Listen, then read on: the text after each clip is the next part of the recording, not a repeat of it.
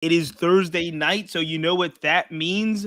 Wrestling Chat with Friends. It's the Thursday show, AEW. Don't adjust your sets because we do have a three-person screen as we speak right now. And I am joined, as always, by EJ the Collector. That's me. EJ, how you feeling tonight? I'm here. I'm present. I'm accounted for, and I'm accountable. It's great to see both you guys tonight. Great to see everybody out there who's watching us tonight on Wrestling Chat with Friends. And we are joined by our special guest, our co-host of the Tuesday show. He is admittedly will tell you he's not an AEW expert, but we have some cool things to talk about at the top of the hour. Layoffs, are you kidding me? TG, what's up, my friend? Not much. Not the WWE stock price, apparently. So despite the layoffs. Despite the layoffs. We're gonna get into that. I'm glad you're here for the top of the hour because I wanted to start. We have not had a show since really the realization of one of my favorite AEW superstars, Jade Cargill, very near and dear to my heart. We haven't had a show since it's been kind of officially, formally, and kind of made public that her contract with AEW has run out. She wrestled her last match. Chris Statlander retained after the match. It was really like it was like a send-off for an old champion. It was. That was like really retired. She's crying in the ring. They're hugging. It's like we talked about this in the past. AEW has seemed to break in like every rule in the book when it comes to Jade Cargill. We don't know if she's a heel. She doesn't know if she's a face. We don't know if we like her. She's supposed to be the heel. After the match, she's hugging Statlander, getting like a ring of applause, walk around the ring. But it definitely felt like deuces. Yeah, it was farewell. We knew it. Everybody knew it. She knew it. The audience knew it as well. And so Statlander knew it. It was so cool in that sense that they sent her off with a lot of love and admiration. But it's just a kind of an interesting dynamic. So Jade Cargill, like I said, one of my favorite stars, a bona fide star, leaves AEW. Reports are already she's in Orlando at the Performance Center. There's already pictures of her working out at the Performance Center. I mean, it's like the worst kept secret in the world. But I did want to get everyone's take here because it all coincides with a lot of things that's happening in wrestling right now, and in particular AEW and WWE in regards to Jade leaving AEW, going to WWE. Meanwhile, WWE's having a bunch of layoffs. They announced today, which will ultimately return to, I think, at least one or two of those superstars coming over to AEW. So there's a lot happening. EJ the Collector, I know you touched a little bit about it on the Tuesday show, you and TG, but what's your kind of impression from an AEW standpoint of a superstar like Jade Cargill leaving the company and going over to WWE? From a business standpoint, it sort of baffles my mind that there wasn't a way to keep her and get her into a position where she was, if not the main attraction in that company. For her, and I'm glad that was a great introduction to the business. She had not previously been a wrestler, so having that experience, that spotlight, great for her. But she is a bona fide like star, and I think someone with her star power, the best place to maximize that, if you're Jade, is WWE, and just because I think it suits her. What I have gathered is her sort of personality, her persona, and just the possibilities and doors that can open by being a top WWE talent versus a top AEW talent right now, at least. And for all the maybe mainstream things she wants to do, for her, it's a great opportunity. For the company, if they can pull it off and they have a great reputation of making stars, Jade will be a top female talent, and it's the place for if she's going to be a professional wrestler for the next few years and then move on to bigger and bigger things. The exposure she'll get from the Fed is worth it. I agree. TG, did you? Well, I know you followed Jade Cargill. You mentioned on the Tuesday show a couple years. I mean, earlier maybe in our shows, you'd mentioned if there was going to be a superstar that the WWE should pick off she might have been 1A on your book over everybody else on the AEW roster. Yeah, that's accurate. I think that both in terms of her skill set and what she brings to the table being obviously she was very successful in AEW, especially someone who just started out. But I think in particular, WWE will be able to capitalize and maximize her potential from a financial standpoint.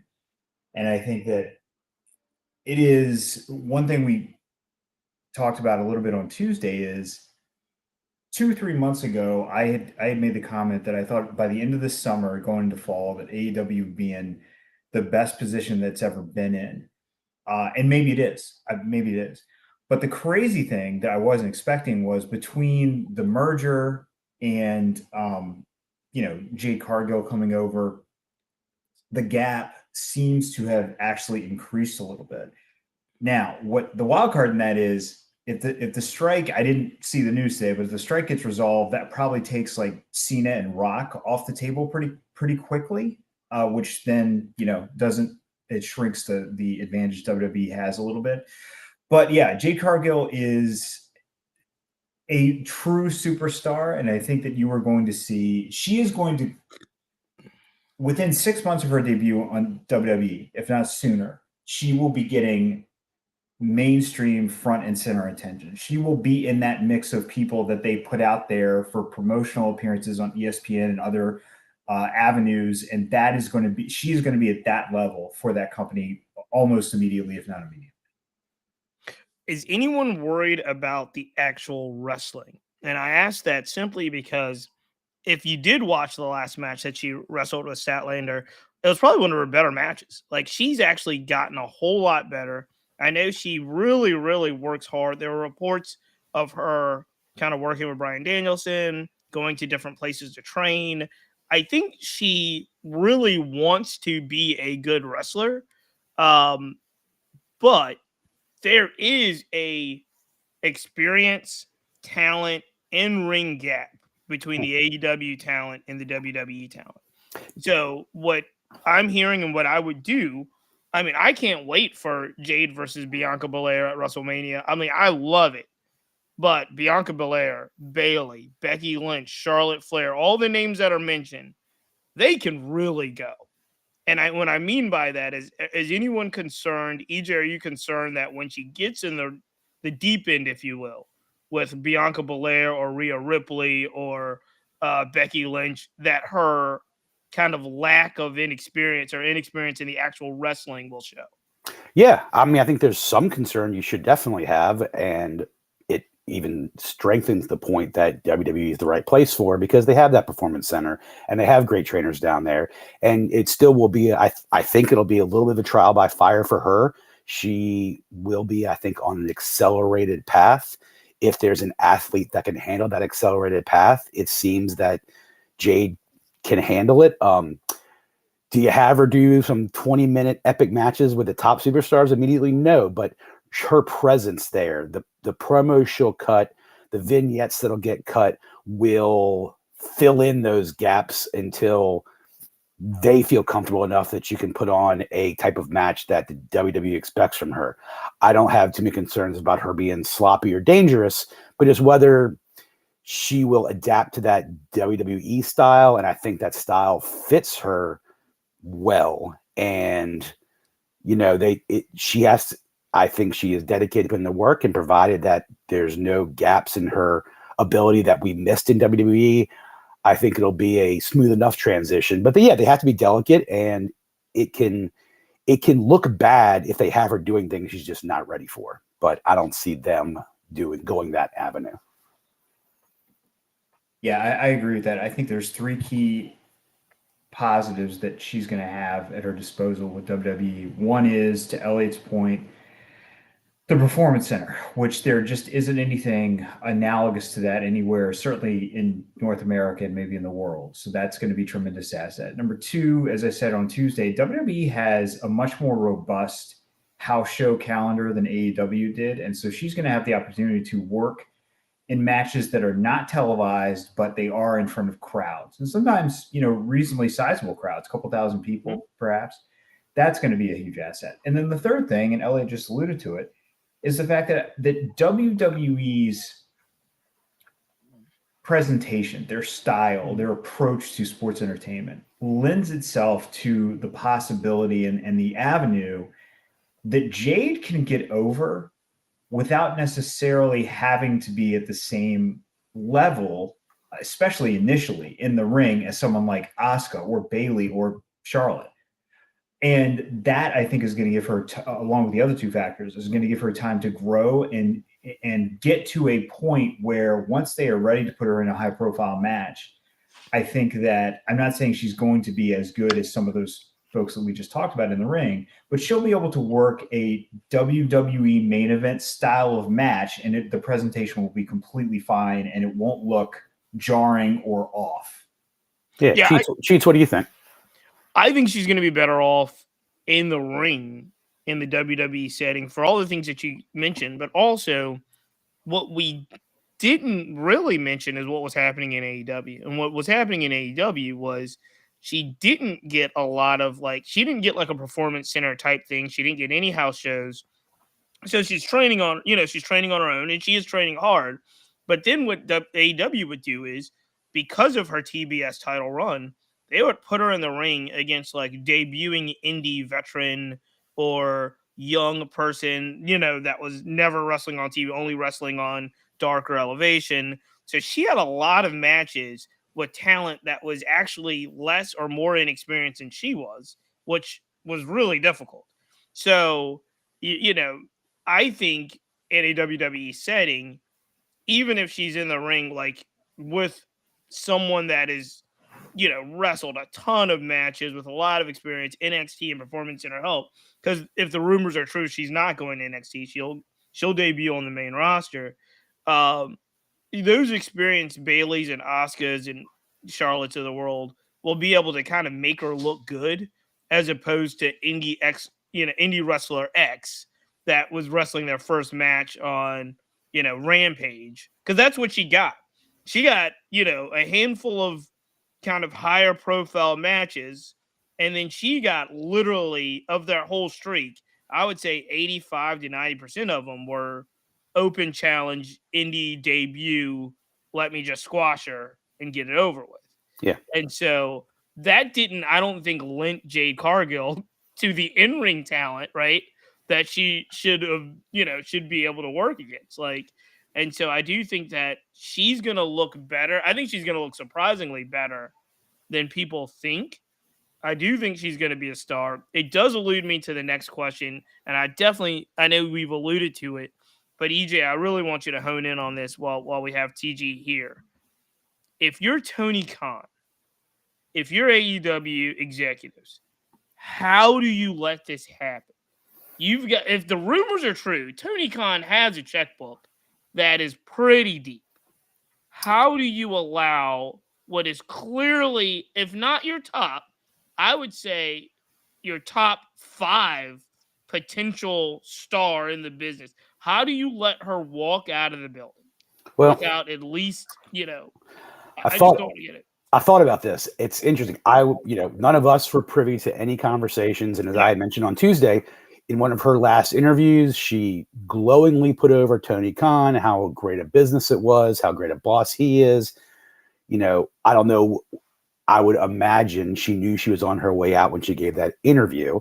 However, if I had to guess, it's somewhere where Tony was obviously would pay her what she wanted, but I think maybe Jade and her team, I assume she has a team, once there was sufficient interest, once she knew there was sufficient interest, I think it was sort of almost fait accompli. Like, if you want to be the star you are, and the company that can make you that star is willing to give you this, this, and this, the answer is there. And I'm guessing if there was little Tony could do about it, other than say, I could do this and, fulfill this and give you this. But at the end of the day, if Jade's people and team are looking at the overall landscape,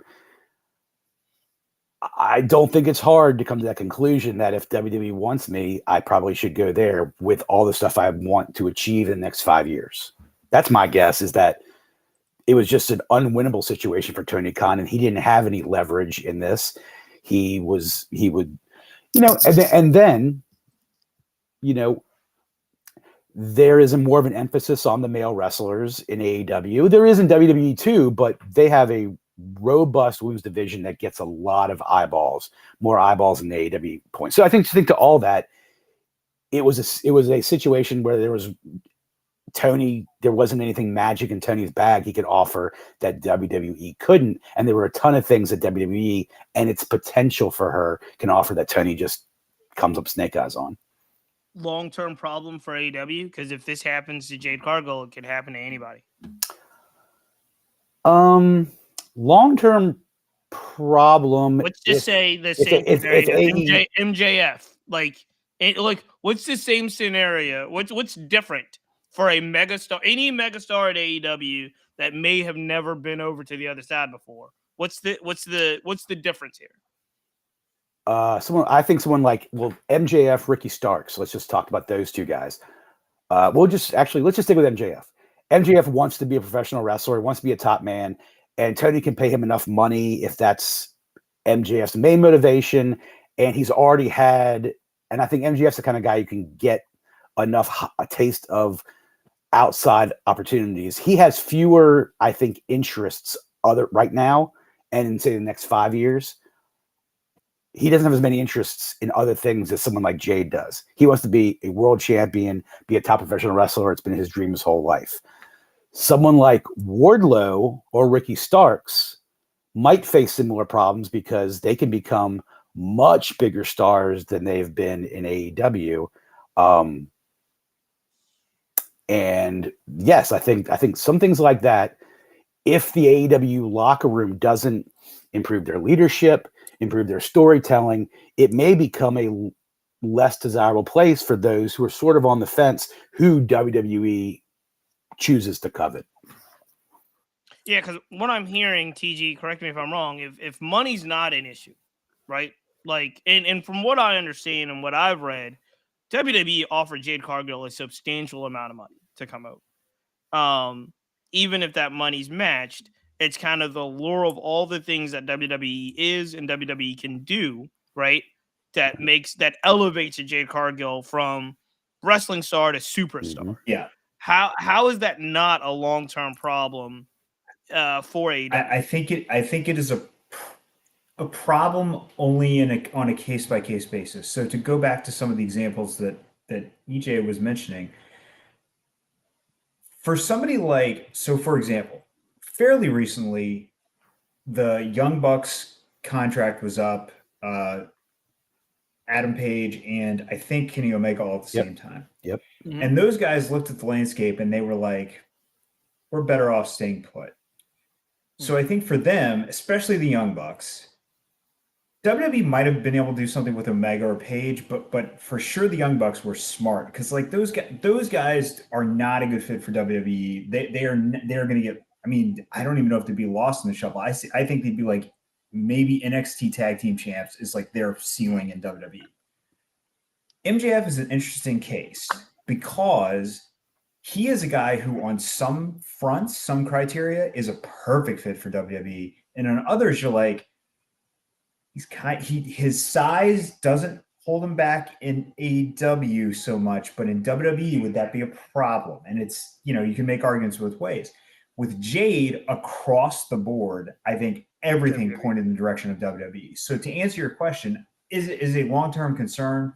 It is in the sense of if you have people on your roster, if you're AEW, who become top stars in AEW, but their makeup and sort of their skill set or criteria is really more suited towards WWE, or WWE clearly is in a position to maximize them to a greater extent than they can be maximized in AEW, that's a problem. But like, if it's somebody like the Young Bucks, Orange Cassidy, or, people like that, I don't think it's a problem with those sorts of categories.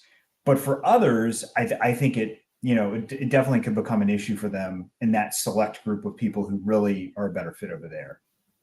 Last question on this, because I want to flip the script and talk a little bit about the layoffs before we lose TG, and the kind of the other way around, right? Now that Jade's gone, Cody's gone, right? Those are the two big defectors, and I've said this. I don't know if anybody else said it, but it's kind of like you hear the old sports analogy. It's not a rivalry until at least each side wins, right? We had obviously all of those WWE guys coming over to AEW, but it didn't feel to me like a rivalry until, it really didn't feel like the old days until people from AEW were getting scooped up and going over to WWE. To me, Cody doesn't count. And I'll tell you why. Cody obviously spent a substantial amount of time in WWE. Cody's legacy and so forth, I think his relationships made it extremely easy for him, especially when Vince was out. Triple H, even Vince had a major role in bringing Cody back. We know that, but he doesn't count to me because of his history. Jay to me is the first real example of a AEW homegrown talented star, bona fide star, going over and potentially being bigger or has the opportunity to be bigger. So now I think the game really begins in my mind. Yep.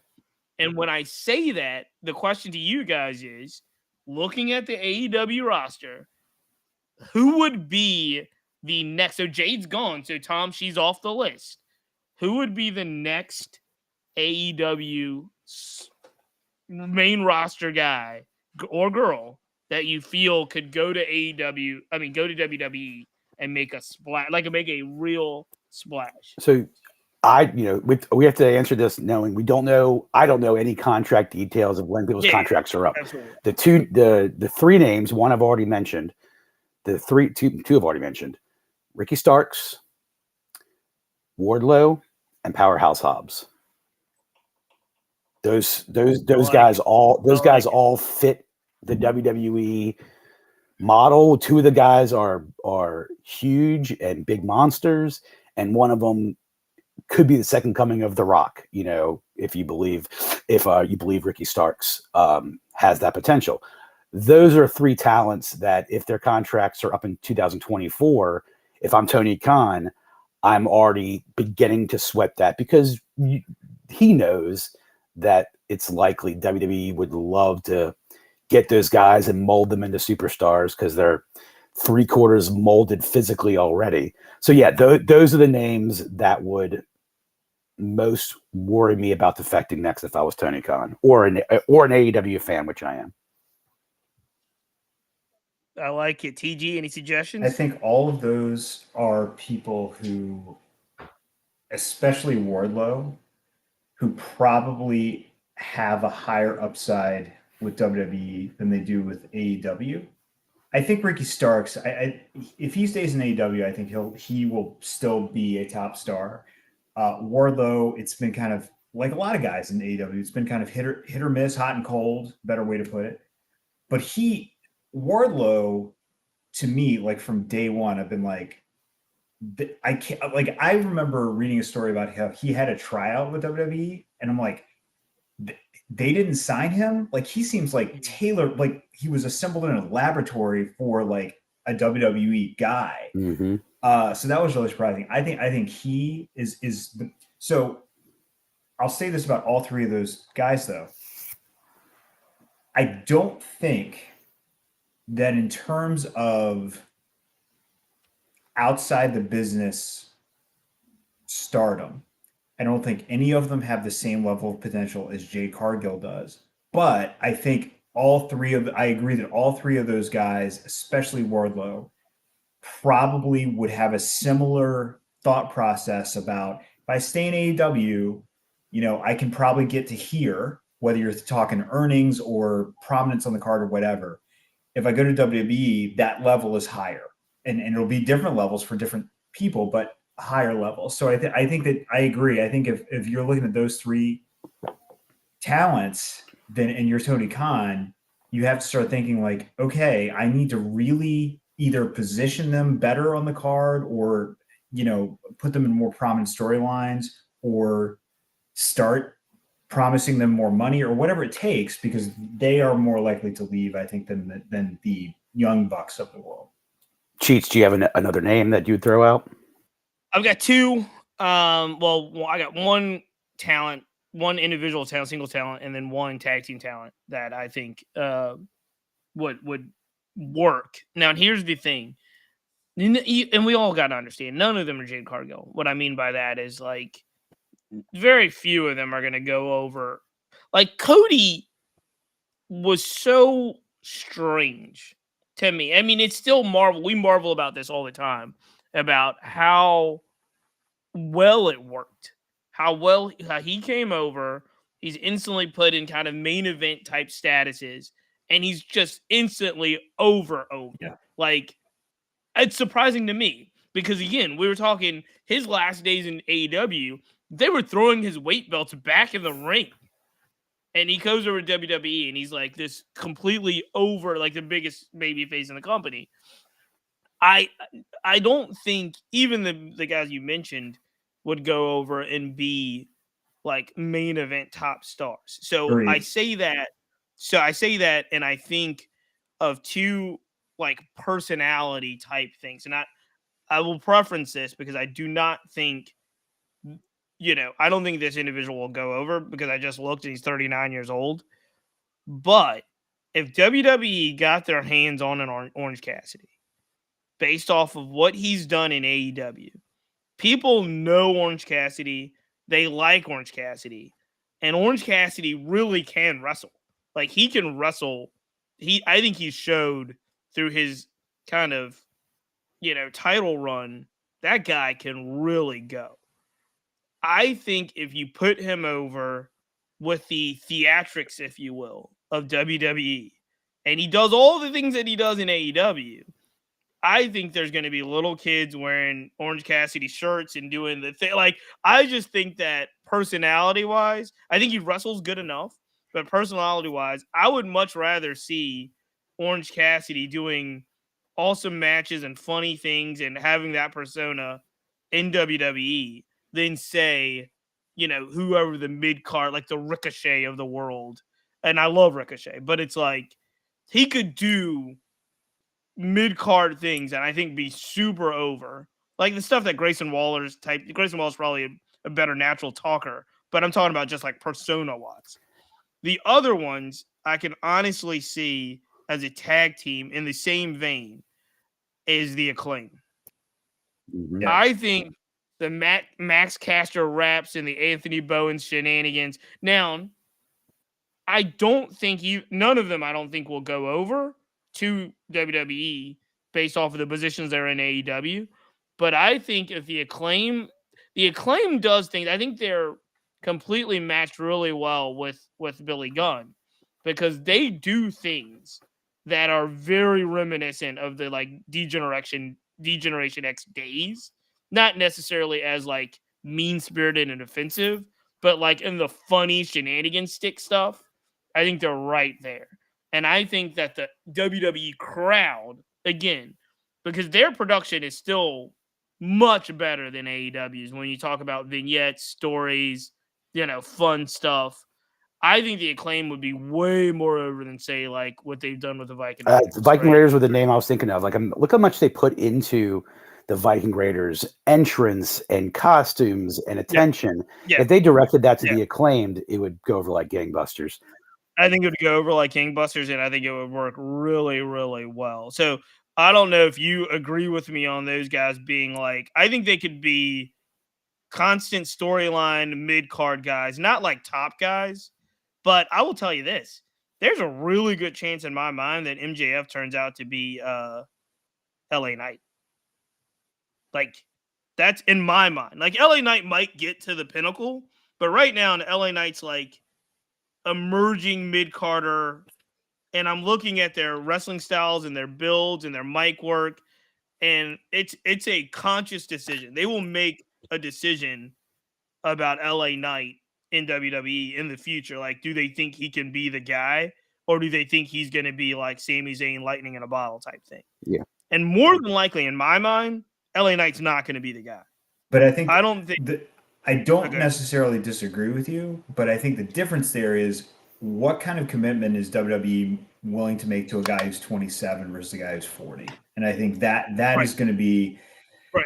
you know, one of the guiding things. I think in terms of the people you just mentioned, I completely agree on the Acclaimed. I still think that Orange Cassidy is just going to look like even smaller in WWE. I see him as a guy who maybe could be, you know, certainly somebody who on NXT in front of that smaller, more intimate crowd, I think could really get over and be a big deal, and certainly would sell merch.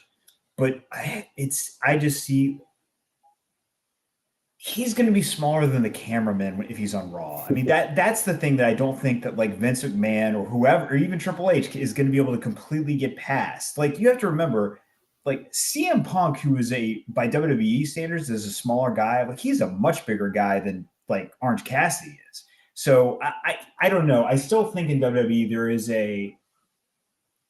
maybe a floor for a guy for if you're not like a crazy high flyer or have something like that. I think that even with all of the really interesting sort of character work that Orange Cassidy does and all of the stuff that he does that would get over, I think he's going to hit a ceiling pretty quickly over there. But I'm kind of with Tom a little bit on Orange Cassidy. Chris Jericho gave an interview last week where he was talking about Orange Cassidy and his progression in AEW since he joined. And first thing Chris Jericho said was, when I saw this guy come out and have his hands in his pockets and sort of half-assed, he's like, I hated that. I think that's still the current mentality of people like Vince and Triple H and all that stuff. So I don't know how fair a shake OC would get just from a bias standpoint like that. I believe that's the mentality a lot of WWE is still in. In addition to the names I mentioned earlier, we talked about, the next wave, I think, could also include some WWE alumni who have made the move to AEW in the last couple of years, primarily Malachi Black and House of Black, and someone like Andrade, who I think, depending on how their contracts are set up or how they're pushed or what the plans are for them, they know what WWE is like. And if they come calling and saying, hey, love to have you back here, we got some great ideas for you. You know, Andrade has got it built in. He's married to Charlotte Flair, obviously, but even House of Black, like that'd be a trio. If you're looking at a group that hasn't been in WWE before, even though Black has, and Buddy Matthews has too, as a trio, the House of Black and with Julia, I could see that working on WWF TV also. WWE TV. Interesting. All right. We got to put a pin in this, and I do want to talk about the other side of the coin, which was just announced today, that WWE, another round of layoffs, not necessarily significant layoffs, but layoffs nonetheless. Layoffs are very uncomfortable all the time. Biggest names, I think, biggest shocker, biggest name, I think, that was released was Dolph Ziggler. Former, like, just everything we know about Dolph Ziggler, everything we've heard about Grand Dolph Slam Ziggler champion. like, yeah, Grand Slam champion. But it's like, if you want to have someone look good, put him in the ring against Dolph Ziggler, right? And he's just kind of a professional in that sense. Obviously been in the business for a long time. Kind of floundered the last couple of years in WWE with no real, like, I think probably in most recent years, his best storyline is when he went back down to NXT and kind of challenged for the title down there and did some storylines and some main event stuff. But Dolph Ziggler, Sheldon Benjamin, who I threw that question earlier in the group chat because I knew EJ would bite. Definitely Sheldon Benjamin, EJ thinks is a future WWE Hall of Famer. I agree. I think most people agree as well. So is Dolph Ziggler, Hall of Absolutely. Famer. Yeah. Ziggler's first ballot, maybe not Sheldon, but Ziggler's first ballot Hall of Famer. Aaliyah, Emma, Top Dollar. The one that surprised me the most is Boogs. Boogs never really recovered from that injury, but before the injury, Rick Boogs was gonna be a big time person, I think, in the WWE kind of landscape. Is there any other names I'm missing? Yeah, Elias. Elias. Who? Yep, Elias, another guy that I think could go really well in AEW. I believe Ezekiel as well was released too. Yeah, both brothers released. You had a handful of NXT talent. The two names that stuck out for me in that were Dabakato, who was Commander Aziz. Big guy who just never improved enough, and they just cut bait on him. And another one like that, Shanky. Those two had some memorable main roster runs. Shanky with his dancing, Commander Aziz with Apollo Crews. Just two really big.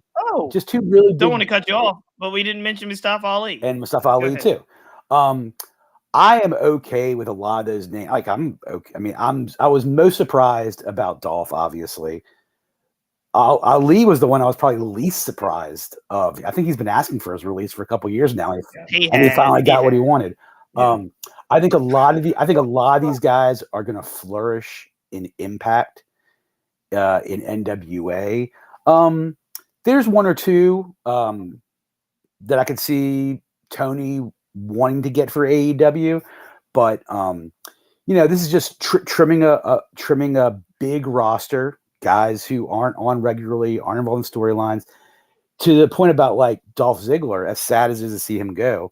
And I think I maybe touched on this Tuesday, like Dolph is sort of your could put him anywhere. Curtain jerker, IC title for intermission, main event. They have more guys like that now who have been slid down to that point, i.e. The Miz. The Miz is now what Dolph Ziggler had been for many years. And Ziggler probably had a large contract. I don't know how much money had to do with it, but it's a bummer. I feel for all those guys. I want them all to succeed. I want them all to do whatever they want to do. Riddick Moss, we didn't mention him also. Riddick and his girlfriend Emma. Maximum Male Models, which really is just I was going to bring that up. That's why I was laughing. Tom, you can see the smile on my face. Your all-time favorite gimmick is officially over. Maximum Male Models, both Mensua and Mansoor, both of them released. Yeah, Mensua and Masse have gone, and it's I think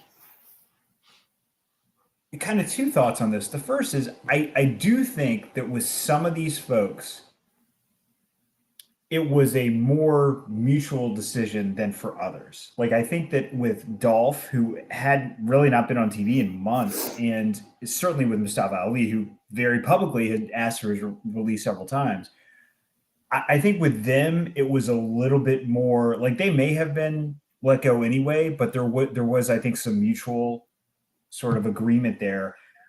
Dolph will be in AEW very quickly, I think. I think that's pretty much that's the one of the people who got released today. That's the one I feel most confident in saying he's going to join his brother over in AEW.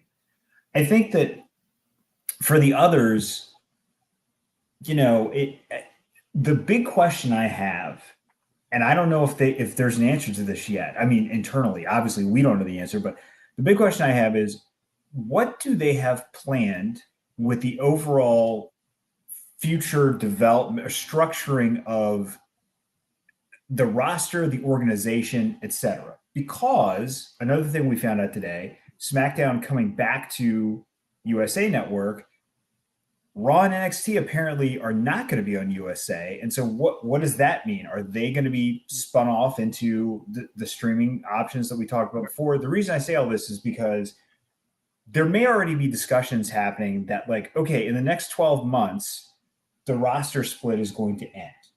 Or maybe not. Maybe that's not going to happen. But either way, I think that some of those, what I would be most curious about is, obviously there's a financial component to this, but how much are the decisions that they are making now vis-a-vis their roster based on things that are going to be decisions made long-term structurally about how they're going to present their television product or present their, overall structure of the organization on TV.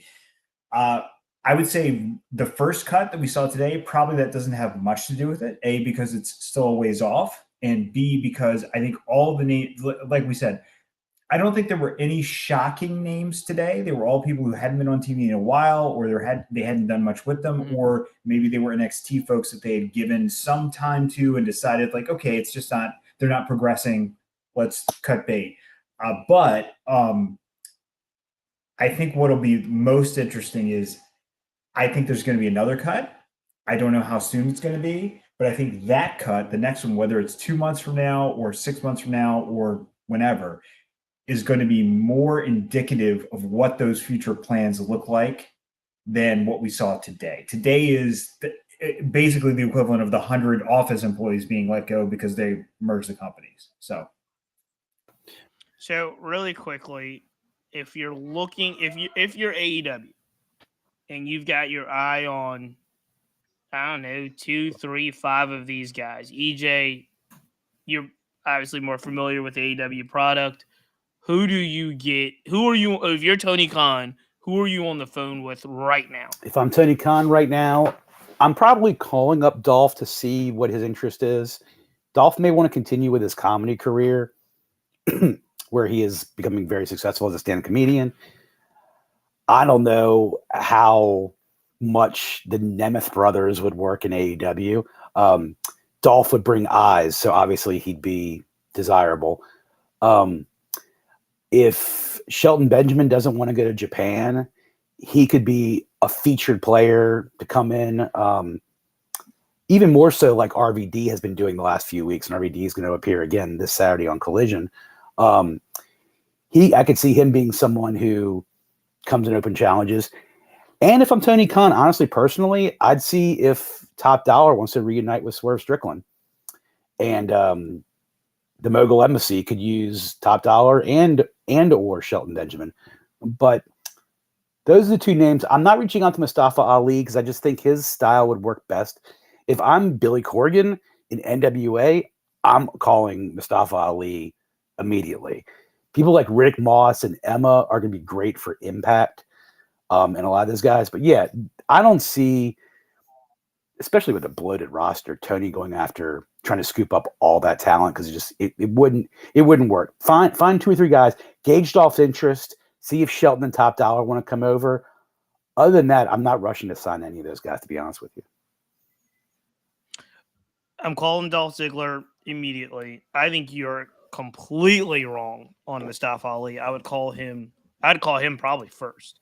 Ali would probably be my first call because I just think he's extremely talented. And I don't understand how now again, it could be his fault. I think it is his fault. What was his fault? I think it was his kind of creative brain that came up with what was Retribution? It called? Yeah, Retribution, I think was Ali's. Mm-hmm. But we've had failed creative before, and we call these people geniuses. So I really think that Mustafa Ali would be my first call. I think Dolph Ziggler would be a really early call for me. And I think you could put Ziggler in some really top tier matches with with the likes of Adam Cole, with the likes of guys that just put him. I would put him up there because I think he brings not only eyeballs, but I think he's got mic skills and I think he has in-ring talent. I really like those two a lot. You two have had very kind of I wouldn't say strong opinions, but you two have had opinions on AEW leaning on the WWE product a lot. I think that'd be a weird look if they just.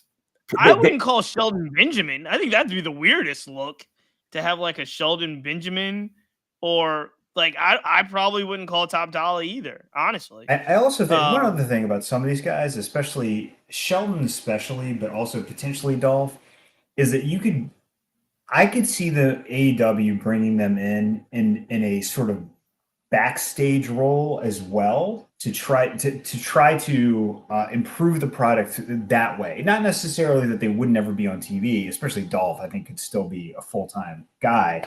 But I think that you talked about it earlier, locker room leadership, I think, is going to be really important in AEW, especially in the near term. And I think that with the roster that they have now, which is sort of this interesting combination of some indie folks, some really young talent that are new, and then also some older veterans, like guys who are 50 in some cases with RVDs here and there, Jericho obviously, and then of course you have Sting, who's beyond 50, older than that.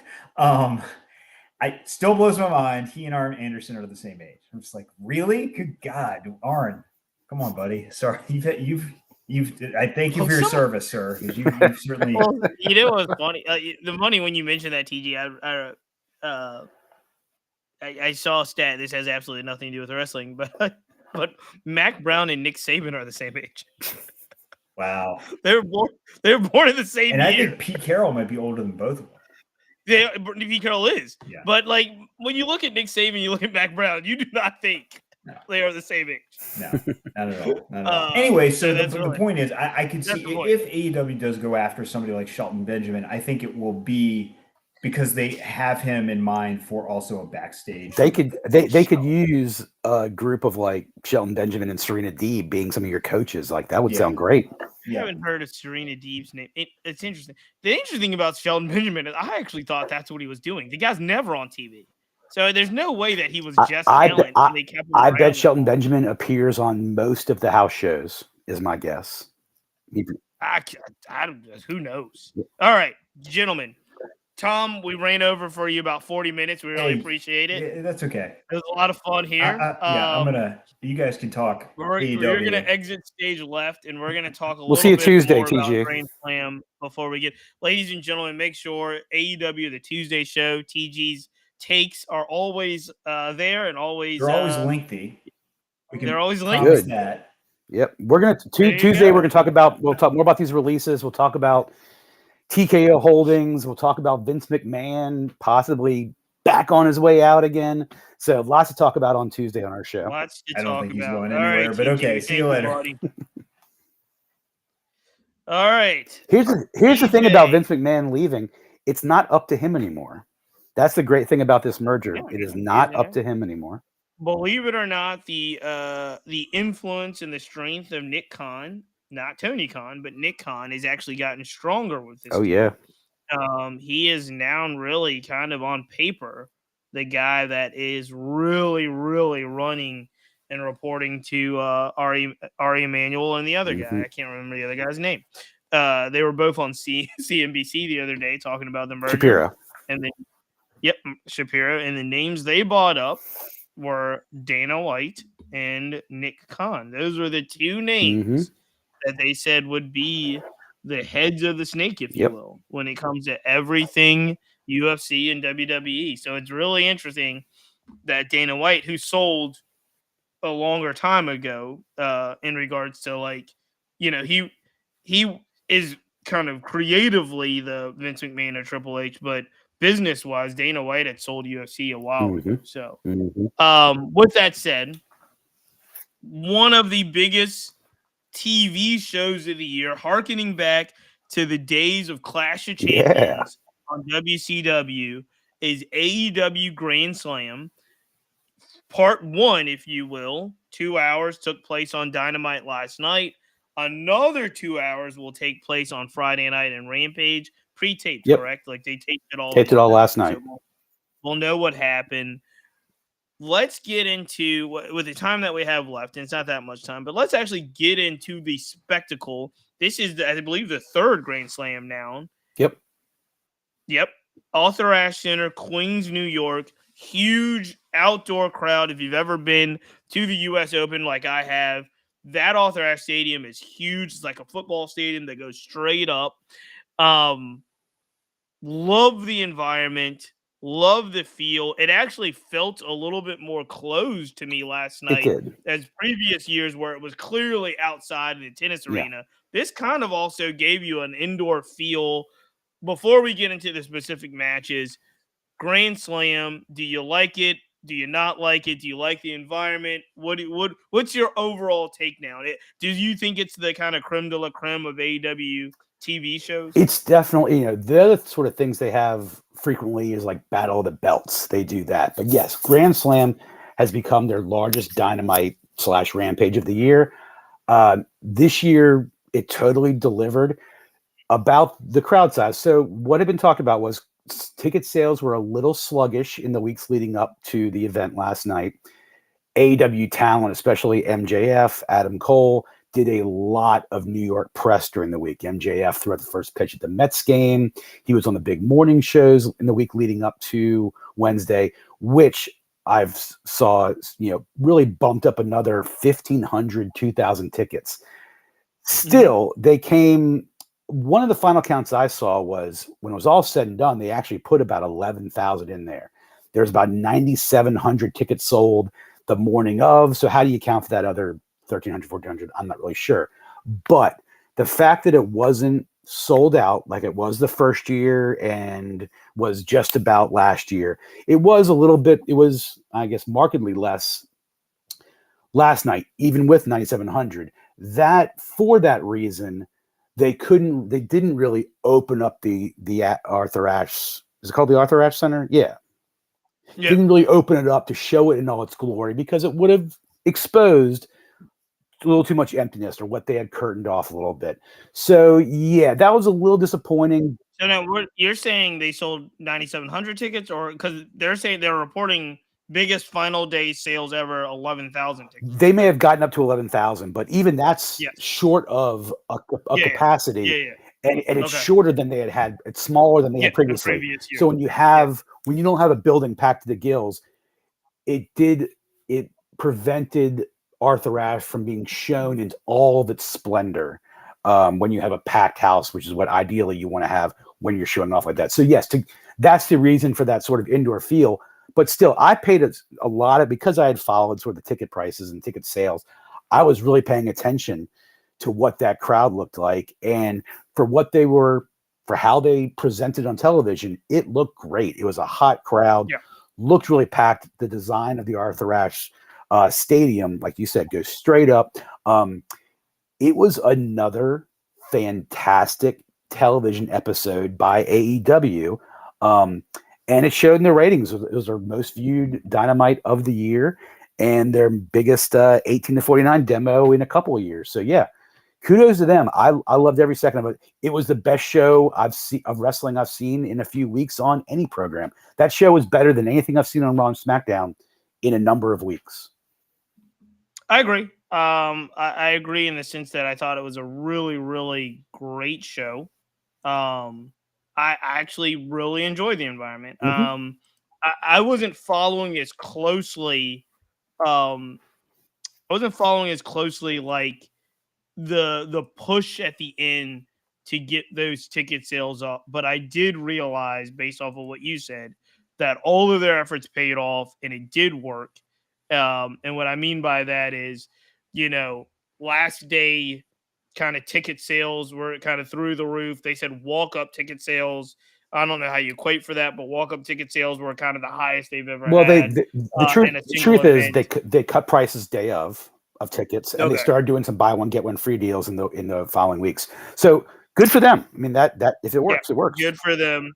And delivered, I think, a really good show for day one. I do think the Rampage day 2 is going to be a little bit lighter, if you will. Like, just looking at the card, it doesn't nearly excite me as much as day 1. They came out right out of the gate. I thought they did a really smart thing. Right out of the gate, New York City's own Eddie Kingston, Claudio, kind of the death match, the grudge match, belt for belt, if you will. And, God bless him. I think Eddie did deliver. Two of the things I'll laugh, and we'll talk about this a little bit later. But two people that I am really not high on, if you've ever watched this show or if you've ever listened to the podcast, I don't think Eddie Kingston's a good wrestler, and I don't think Saraya is a good wrestler. And I think both of them turned out really good performances last night. I was actually thoroughly enjoyed Eddie and Claudio's match. There's still a part of me that kind of like if I'm being worked, which I'm sure I am, like I hope they're really good friends. I hope they really like each other, but I'm just not sure at this point. And it's like they've worked me good enough to me even questioning, like, do they get along? I don't know. But Eddie comes out on top, as he should, in Queens. He is now the Ring of Honor heavyweight champion. I love it. Everything. It gave me everything I wanted. I agree 100%. Eddie deserved it. Eddie got it. Claudio had a great match showing off his speed and power like he always does. A little disappointed there was no big swing, but if I'm Claudio, I'm probably said, I'm not getting Eddie around for 18, 19 revolutions. So let's just bag it all together. This was a match to feature and celebrate Eddie, and it worked great. I liked the handshake at the end. If you go on Twitter, you can see some post-match comments by Eddie where he puts over Claudio, which is great. Still says he doesn't like him, but this was a great spot, great match, great moment for Eddie Kingston. Are we being worked? Do they really like? I hope they like each other. I think they. I don't know. I don't know. Eddie Kingston is such a complicated person, and he blurs the line between reality and kayfabe so well. He does. So it makes up for his lack of physical fitness and his lack. But hey, Eddie Kingston went 18 minutes with Claudio Castagnoli. Can't take that away from him. It's not like he was gassed at the 4-minute mark and they put on an 8-minute match. No, he did great. And you know what? I will say this: all of the wrestling that Eddie's doing, all the Japan stuff, all of it's paid off.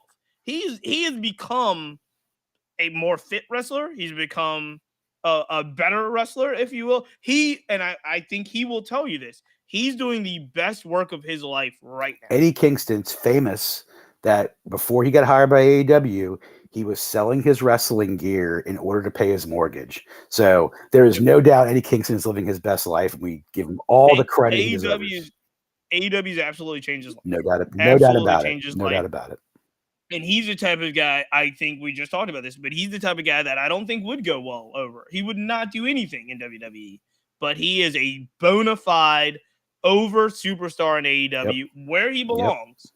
And I loved everything about it. I did too. I'm so glad that he's Ring of Honor champion.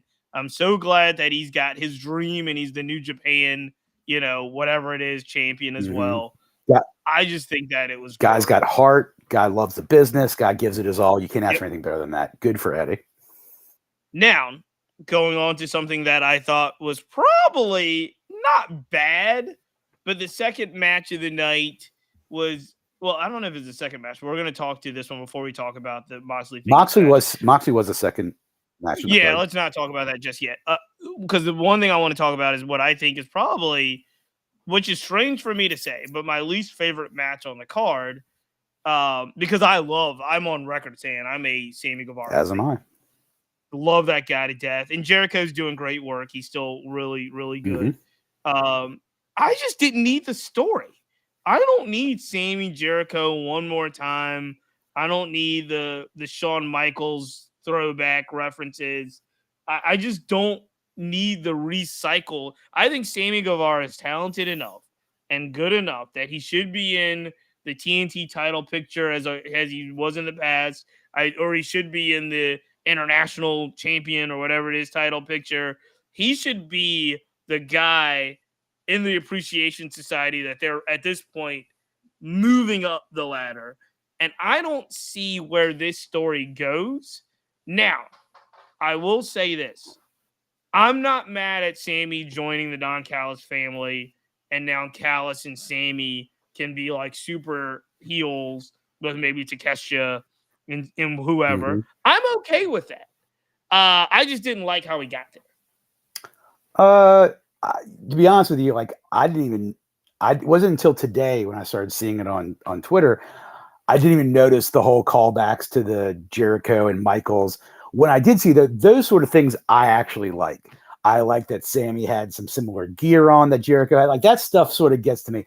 I think AEW, and we've talked about on the show a lot, the criticism of too many callbacks to too many references. Yeah, I didn't like it. I didn't love it. This one I think worked for me because even like big fans like me, like didn't notice the reference. And when you see it today, I felt like, oh, cool. I didn't think any WWE references interrupted that match. You need to have a storyline for all your top guys, and Sammy and Jericho are still top guys. They're not all going to be the main attractions, but putting Guevara with Callis draws a ton of heat. I love it. Well, actually, I'm not mad at that. I dig that. I would have also liked if they had stayed together and go after the tag titles. But I think the Jericho Guevara relationship had probably run its course, and this really seems like an idea that someone like Chris Jericho has, and Chris Jericho is full of good ideas. And I just think for what those two are both doing, having Guevara, who you should be elevating, Jericho is fine where he is. Having him put someone like Callis, who is a disruptor, is a fine spot for Sammy. But yeah, this was not the top match for me in the card either. Although I love what they both do, and that finishing move with the top rope, code breaker. That's going to be one of the few really moments of the night when you're thinking about it in your mind. Those are the visuals that will stick with me. So it makes the match memorable for me. I didn't have much of a problem with it. I really like Sammy's career. So I love Sammy too. And put him with Callis. I hate the way that Sammy's kind of a natural heel, like over with the crowd, because he did everything to try to be a face and just didn't work. It's very much like Cody in his last kind of AEW runs was like he was trying to do everything to baby face, and the crowd just hated him.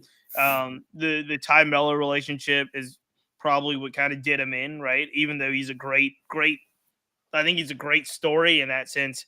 But yeah, no, lean into it, make him a heel. Yep. He can be an obnoxious heel, and Don Callis is going to very much help him in the heelish ways and getting heat from the crowd and that type of stuff. So, yeah, don't like how we got there. I did kind of immediately know about the Shawn Michaels stuff is because the announcers teased it, even if it wasn't kind of as blatant. Like when they even talked about the wrestling gear homage, you knew what match they were talking about. Like it was already there. It was already set up. And the fact that they put so much effort into setting it up kind of turned me off a little bit because you kind of knew kind of where this thing was going. I hope they get him out of the storyline with Jericho. I hope they get him out of it and move him on to something different. But where do you go? Right. That's the thing. Right. You don't have a lot of, as much as that roster is loaded and as much talent as they have, they just don't have a lot of places to go. And a lot of people are suffering because of it. There's not a lot of latitude and flexibility there.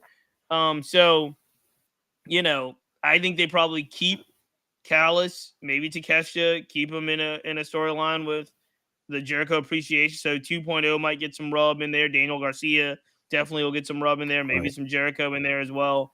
But to me, that storyline at the end of the day probably doesn't elevate anyone. So we'll see. Yep. Let's go to the what's clearly the most talked about match of the night. Probably wasn't the best, which is disappointing because I'm on record saying how much I love both Jon Moxley and Rey Fenix.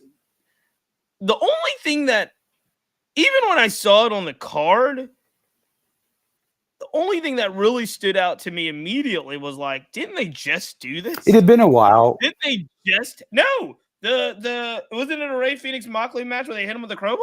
That was what I mean. We're talking like 4 or 5 weeks ago, or was it even sooner than that? It was before. It was right before All In because he couldn't. Yeah, it was a weird match in the card. You need to have Moxley on the card, and I think this was booked as just sort of a throwaway, not a squash, but just a throwaway match for Moxley to defend the title again. Yeah, I think it was booked as could Rey Fenix give revenge, and we didn't. Now we kind of fully think he wasn't scheduled to get revenge. Right.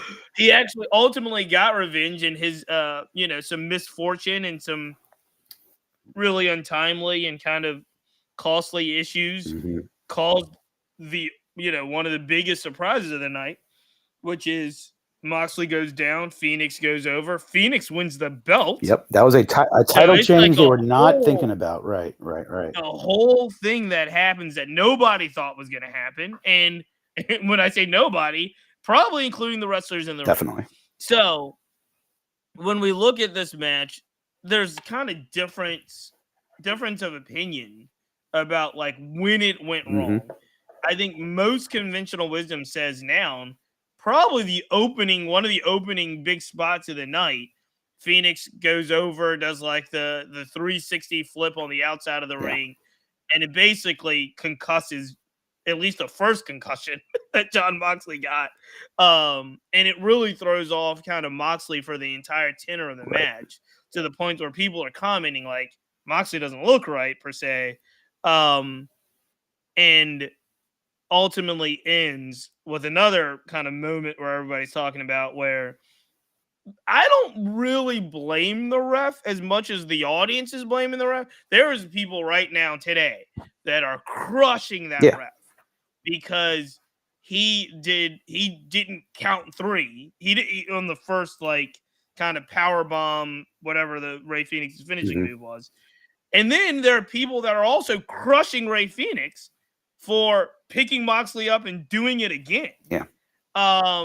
To ultimately get the 3 count, the title change. There down there's kind of the infamous, after the first kind of botched count, if you will, Moxley mouthing "F you" to the ref or something of that nature.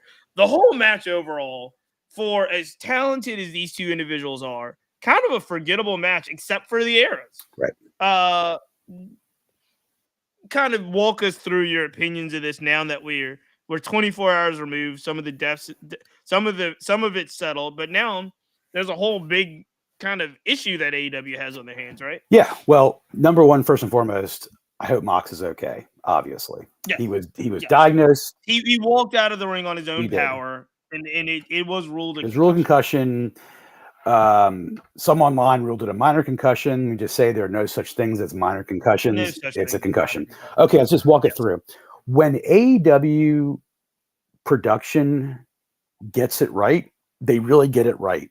And when they had where the camera was when Ray Phoenix dove off the ring, looked sensational. That was a fantastic looking produced dive, camera cut to the landing. Unfortunately, the landing, Phoenix's legs drove Mox directly into the floor, and he got his bell rung, and he struggled to get up. The camera was right there when Phoenix rolled over, squeezed Mox's hand. I watched it a bunch to see if Mox really squeezed back, but whatever happened to Mox afterwards, nothing is Mox's fault, because he was at best halfway there. He shouldn't have, in hindsight. So my first piece of blame, I'll say, goes to the guys, Tony Khan in Gorilla, or whoever was watching the monitors in the back when they saw that, didn't pick up on Mox maybe being legitimately hurt. I think someone in the back should have gotten word. What usually happens in wrestling, the referee has an earpiece, although isn't always talking directly to the guys in Gorilla. Gorilla usually talks to, believe it or not, the timekeeper. I learned this when I was studying my wrestling in college. The timekeeper is actually the one who has a direct contact with the guys in the back and can then feed information to the referee. The fact that Mox, to everyone on TV, the way he was trying to get himself up afterwards, he had trouble getting back in the ring. It's hard to do in the middle of a high-profile match, but ideally, you have someone out there, get word to the referee, and I don't put really a whole lot of blame on Ray Phoenix at all, but maybe Ray, if he had noticed it more, should have maybe said, check on him, he doesn't look good. I don't blame Mox for maybe saying something earlier, although maybe he did. I do put a significant amount of blame on the referee for caring when it came to the first pile driver, which didn't look great and probably didn't help him, and he might have given him more of a concussion, but the concussion obviously started with that first move. When he took him down, John did not kick out. The referee counted 2 and then stopped. The referee cared more about the planned finish than he did about John Moxley. And there is significant fault to give Rick Knox, I believe his name is Rick Knox, in that.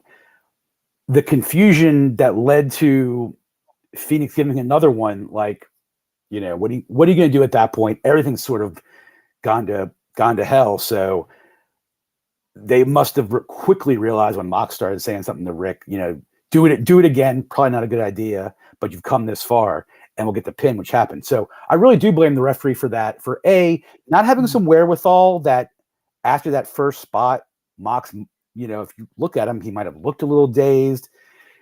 Do you call timeout and scrap the match?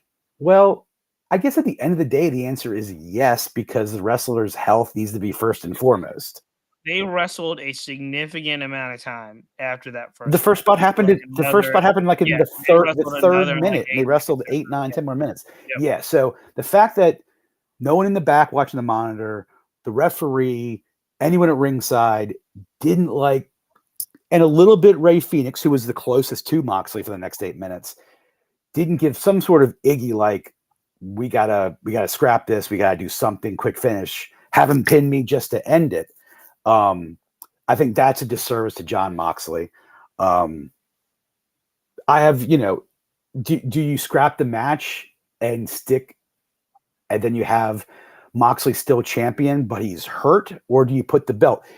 If the reports are that Moxley called the audible to drop the title, Moxley's such a pro. He, you realize I'd rather, you want to have Phoenix, you want to have the champion there every week. If Mox defends like it was planned, but then can't wrestle for 3.5 months, that's not a good look either. That creates more problems. So, I fully believe Mox called an audible. Referee did not. The referee guys in the back did not do their part, and it was a tremendous disservice to Moxley. And I'm glad. All he has is a concussion, not a broken neck. But no, I'm with a good part of the wrestling community tonight that is putting a lot of blame on the referee for not having the better wherewithal and caring more about that finish, and to everybody else who was seemingly not paying attention to what a lot of fans were seeing who were watching on TV, saying, "Oh man!" I started going on Twitter as soon as it happened, and everybody was saying, Mox doesn't look good. So yeah, that was ugly. That was the black mark of the night, and it could have been handled much differently. What's your take? I agree with everything you said. I tend to, and this could be my bias, I tend to go a little bit easier on Ray. Yeah, I'm easiest on Ray. I'm easy on Ray only because, one, he's been in the ring with Mox a bunch of times. Mox has done a whole bunch of stuff. Glass, nails, absolutely. Just probably been what we thought was a Mox concussion a million times over, bleeding to the point where we're like, geez. And he finishes the match, and that kind of, he wouldn't want it any other way. Yep. And so even, I looked a couple times at the hand squeeze, and I don't think Mox squeezed the back either. I came to that conclusion myself after watching but it. I was like, man, maybe they've kind of had this synergy. Maybe, Mexico, different places, they might have done these things on the indie scene, whereas kind of like they know to kind of do their dance per se. Yeah. But no, it wasn't, after the early injury, it didn't make for a great match. And that's neither of their faults. No, but ideally now Ray did get the biggest win of his career. He's now the title holder. I think they kind of played it off like true pros. Ray's, really excited about the win, and you know what I mean, like, carrying the belt afterwards. It was even though I'm sure he was concerned about Mox and his friend, and they probably all went in the back and was like, "What the hell happened?" Yeah, if I'm Mox, I'm screaming at that ref too. What were you saying? Sorry. The ref made it look so bad. Yeah. Like, and I mean, even the announcers are trying to play it off like, did he twitch? Like, it was clearly that guy was done. Yeah. In WWE, apparently what they teach referees is you do a shoot count. It's up to the wrestler to kick out. Kick out. Yeah. And so, now there was a report that came out earlier this month. That was like Moxley was like he's like suffering from like chronic arthritis and some really bad like mornings he can't wake up and move. If he had to wrestle like in the morning, he couldn't do it type stuff. So if that is truly the case, which I don't have any reason to kind of not believe it, given Moxley's schedule, Moxley's like antics, especially on the indie scene, and then what he was doing kind of the latter half of this year in AEW. It's like, geez, man, he probably does need a significant rest, and I don't know if he'll ever be the same. Yeah. So if that's the case, I think AEW has an opportunity, if you will, to like run with this. Maybe it's not Ray, but maybe it's an opportunity to put the belt on someone else not named John Moxley and really build around something, right? Mhm. And just give Mox the rest that he needs, like he deserves. Yeah. Um, No doubt about it. I yeah, I would love for this not to. I would love to him to start feeling better immediately, and tell Tony I'm ready to go next Wednesday whenever you need me. And but him just, dude, sit at home for a couple of months. yeah, Let us just just build yourself back up for like next yes. year. I don't. John Moxley had in a big part kept AEW afloat. This guy is an all-timer, and unfortunately, it's this kind of injury which will probably give him this break. But I think he needs it. I think he needs it just to get his head straight. I think he needs to get his body straight. Yeah. But it's a real shame. But yeah, I mean, definitely So not how it was supposed to go. So massive injuries and rehab are the only things that can shut John Moxley to sit down. Absolutely. But yeah, I mean, yeah, that was the one black mark of the night. It's too bad that it happened, but you know, it yeah. Let's talk quickly about a match that I didn't think was actually bad at all. I love the new Tony Storm, so I'm always worried about Saraya in the ring. I'm just never a Saraya fan. Saraya delivered, I think, a really good match. Tony Storm delivered a good match as well. Because just to be fair, I don't think Tony Storm's like, Charlotte Flair in the ring either. I think they're both kind of at the same wavelength, if you will. And I thought, given what the night was, I think they delivered a really good match. Saraya defeats Storm to retain. Outside of I hope Jamie Hayter's close, because I'm like, where does Saraya go from here? I just it's not going to be Mercedes Moné, which I would love to see, obviously, but that's at least a 2024 type thing. But I thought it was a good match. I love the story. I love we talked about this, but I love the new Tony Storm character breaking away from the outcast, kind of doing this Marilyn Monroe type kind of movie star aristocrat thing. I love it. I love this is the best Tony Storm I have ever character development wise I've seen, whether it was NXT, WWE, or AEW. This is it. Agreed. This is my favorite one, and it fits. But good for Saraya. She wins. She debuted a year ago at Grand Slam. She defends the title. One thing Saraya is doing really well right now is she's doing some epic crowd work right now, being a troll. She's giving the crowd the business every night, interacting with fans, getting them to hate her. I think she relishes it. It works. She's a capable enough wrestler, and I think just like until you get someone like Jamie Hayter back, both her and Chris Statlander are going to be running through a lot of all the talent they have there, from your Anna Jays to your Sky Blues. I think this is an opportunity for two wrestlers to kind of come back around and get into the main picture. I think it very well may be like sort of break glass for Britt Baker. I think it could be a Britt Baker time to get back in the main title scene. And as we talk about all the time, let's get Thunder Rosa back in there if she's ready to go. They could use Thunder Rosa right now with the loss of Jade Cargill to make a big splash in returning. I don't think Jamie Hayter is going to be back for a couple more months, so it could be Baker time, and I would love to see Thunder Rosa get back in there and get some TV time back. When has it not been Baker time? So I feel like it's always been Baker time. She's had a string of losses. She has not even sniffed the title scene. No, she's always there. She's always there. Very much like Seth Rollins or somebody of that ilk, Randy Orton or Edge.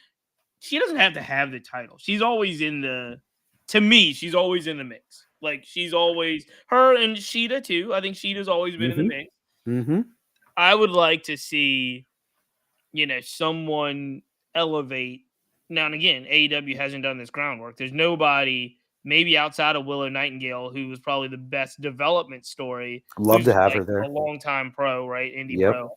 But there's not somebody that's like starting to get some string of wins that you're like, oh, now it's time for this person to challenge. Maybe Willow. Sky's not there yet. They've been Nope. kind of building up Sky. Low key, kind of sneaky, but definitely at a very, very lower level. Julia Hart's getting wins. She's Mhm. not losing, so she'll Mhm. wrestle and get a win, Yep. but she's not like so. I would maybe figure out to turn the Ruby Soho turn, maybe give her a shot at Mhm. Saraya because they're kind of, obviously they're together in the Outcast now. She's like the one that maybe you put her against Statlander, but figure out a way to turn Ruby, get her in the ring with Saraya. Maybe you have something there. Agreed. But yeah, I would love to. My personal favorite, Athena, Ring of Honor Women's Champion, still as we speak. Love to see her. It's a really thin, tough division right now. That's not getting its due proper. Not getting any better. AEW is not doing these ladies any favors, if you ask me. Agreed. All right, so let's go to the last match of the evening. The what do you call it? What's it? The Triple B. The generational talent. The generational talent. Max Generational Lowe, talent. Jacob Friedman. Where's my here it is. Where's your yep. In New York City, the crowd was going to be hot, and it was for MJF. Love the little vignette promo that they did. My favorite moment of the evening. Chef kiss Mm-hmm. to that. Kind of like the Mets. They're in Queens. I like the Mets wrestling gear. A little off footing, but it was there. Well, he was representing all the New York teams on his jacket. Yeah, hilarious. Yeah, he's so good. And I Samoa Joe is the perfect type of opponent for him to really kind of look good, do his thing, get beat up a la Ric Flair for the majority of the match, and then the whole Adam Cole, Roderick Strong backstory. A lot of people are saying that this is Roderick Strong, like this is the best Roderick Strong they've seen. I don't care. Only personality wise, like in NXT, his personality was much more of a hard ass, diamond mine, undisputed. Him being trying to lean in his comedy now. Yeah, him being a foil to help move the Adam Cole storyline is fine, but I'm not getting the same kick out of his character as other people are. A lot of people are there. They're like really leaning into our buddy Jack Farmer said it's like some of his favorite stuff that's going on right now. Yeah. But hey, look, long match, good match, a lot of work getting done. Yeah, really good match. Got the crowd up, got the this is awesome chants and all kinds of things. Samoa Joe, consummate professional, a menace. Love to see him. There's one move on the outside, and Samoa Joe just kills MJF, and then he's just like laughing sinisterly while MJF's laid out. And I'm just it really, really enjoyed Samoa Joe's work there. You knew it was gonna happen. Adam Cole makes his run down at the end of the match-ish to cheer MJF on when he's getting his butt kicked by Samoa Joe, and then all of the things that kind of turn this face MJF back to his old heelish tricks start to emerge. He's pulling out the dynamite diamond ring again. He's doing all of the things because he's probably not going to win straight up. He ultimately chokes out Samoa Joe with a string that's obviously illegal. Adam Cole with the cover, and it's just a really well done match, really well done story. I'm loving it. I'm loving this kind of storyline. This Adam Cole yin and yang, and MJF still, is he good? Is he bad? We don't know. And like I said, I thought they had the right match for the night. Samoa Joe gets choked out completely. It's just, I thought the whole thing was really well done. It's another reason why Joe is such a good opponent at this point in the sort of the storyline is every week what they're doing, with these vignettes and with Roddy Strong and the Kingdom and Adam Cole is, you legit, the fans, at least me, the fans were waiting for the shoe to drop. Every minute, every minute, which makes for a good story. And when you have an opponent like Joe, it gives an air of believability. Like one slip up, one false move by Adam, whether intentional or not, and here's somebody who could legit take the title off them. They're doing a really good job. Because I'm sitting here, I still don't know how and when and where it's all going to go on. And that's the best thing. That's all you can do from a wrestling storyline, is keep you on the edge of your seat.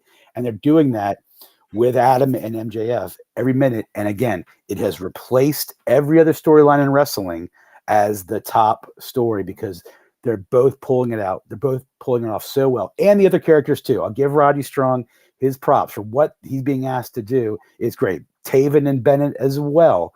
Taven with the rosary over Roddy Strong's hospital bed is a hilarious touch.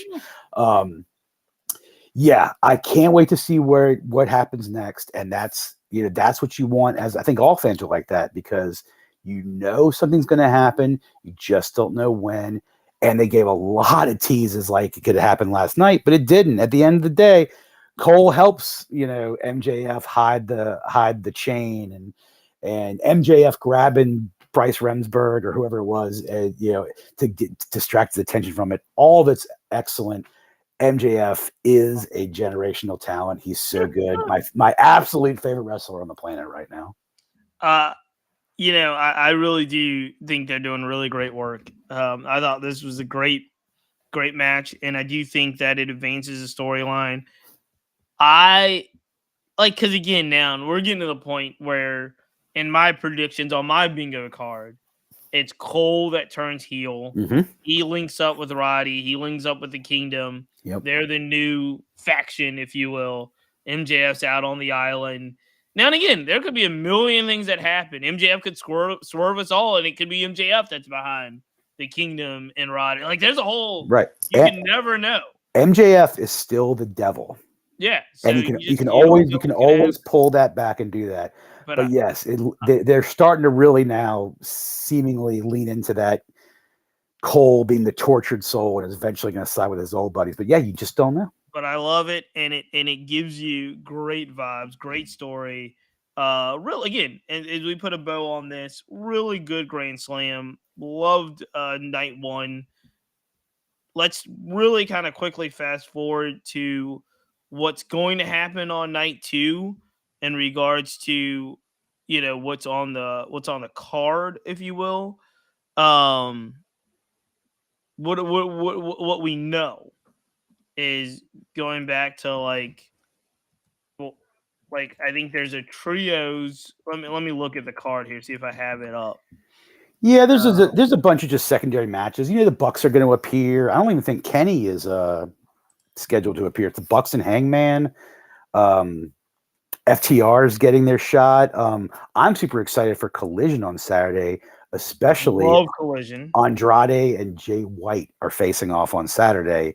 And we didn't mention Jay White, and we should, because I really do think that Jay White's another one that we know WWE kind of, for whatever reason, he didn't sign this last time.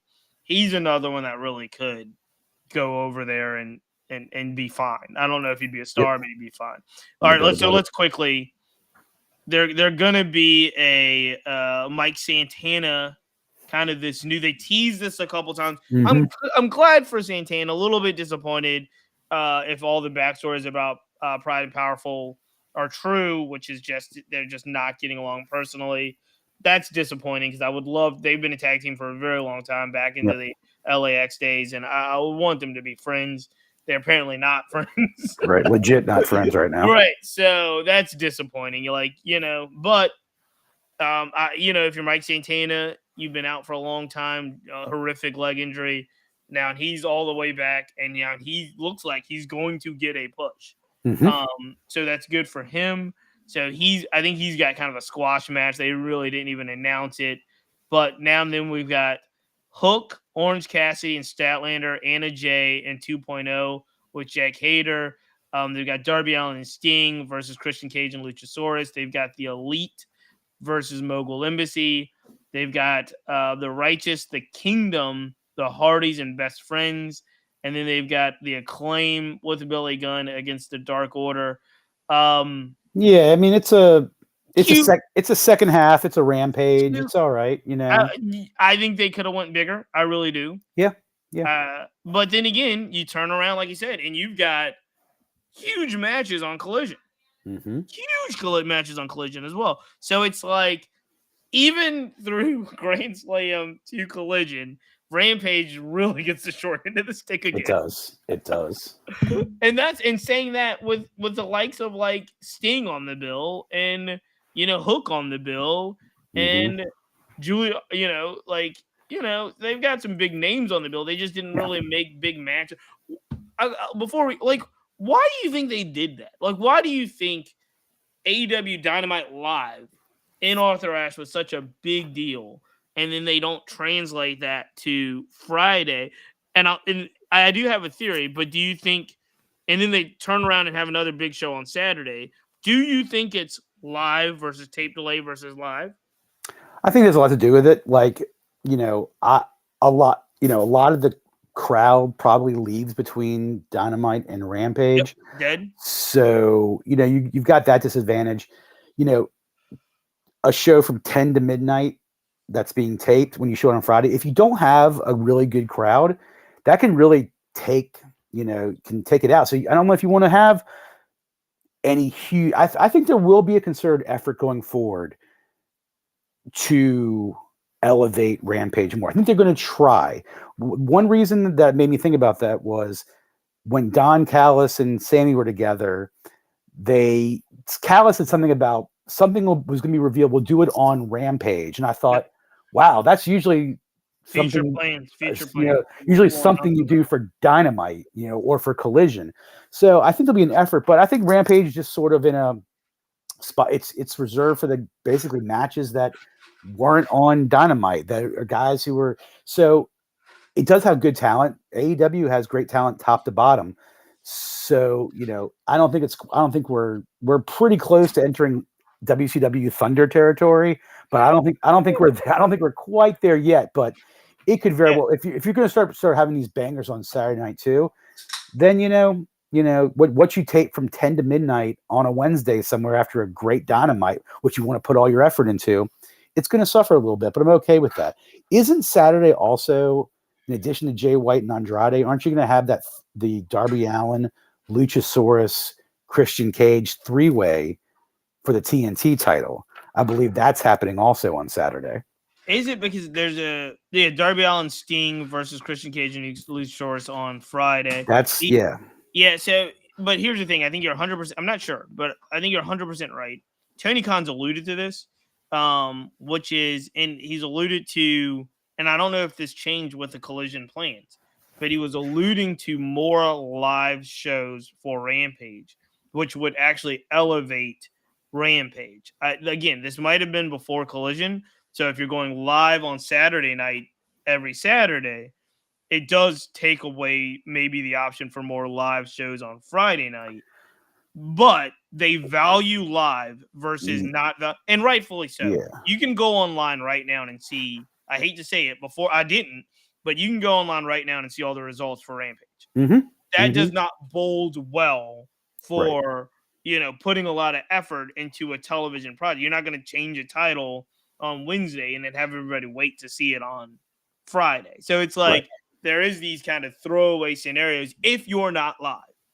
Now, and again, Tony Khan had alluded to prior to the launch of Collision that Rampage was going to do more live shows, and maybe just show the first hour or the second hour as the live product. You give the audience a 2-hour show. Who knows how that's affected? Who knows what happens?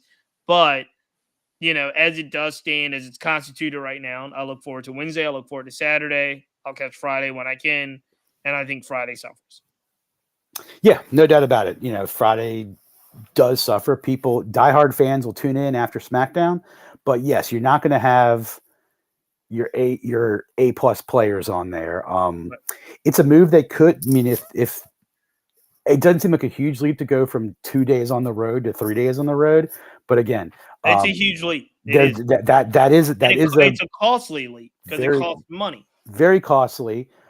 But the pro wrestling model has always been a traveling house show tour. So we're sort of. I mean, I don't think there's any wrong way to do it. But I don't.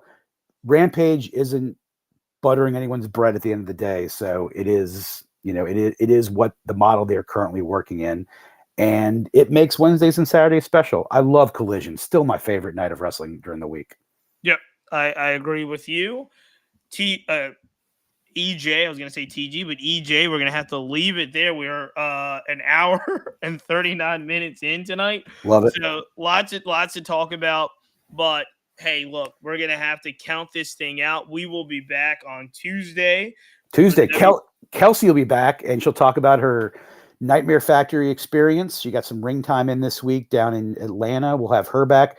I will say tomorrow night also at Hardywood Brewery in Richmond, Virginia, there is a rock and wrestling event, which I'm going to head on down to and check out. So I'll be representing Wrestling Chat with Friends down there. Kelsey will be there also. She's don't know if she's getting a spot in the card yet, but we hope so. But we'll talk about all of that on Tuesday. Yep. We'll talk about WWE, and we'll be back here next Thursday to talk AEW. Perfect. Well, hey, guys, until next time, we got to count this thing out. 1, 2, 3. We are out of here. Until next time.